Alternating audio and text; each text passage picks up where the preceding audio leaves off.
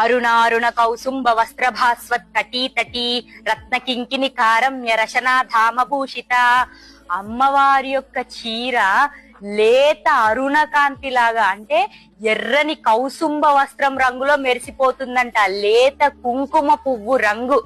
మళ్ళీ ఆవిడ ఆ చీర కట్టుకున్న తర్వాత రత్న కింకినిక రమ్య రచనాధామభూషిత. ఆ చీర కట్టు జారిపోకుండా ఎలా ఆవిడ మొలనూలుతో ఒడ్డానం పెట్టినట్టుగా మొలనూలుతో గట్టిగా బిగిస్తుందంట. మళ్ళీ ఆ మొలనూలుకి బంగారపు రత్నాల మువ్వలను తొడిగిందంట.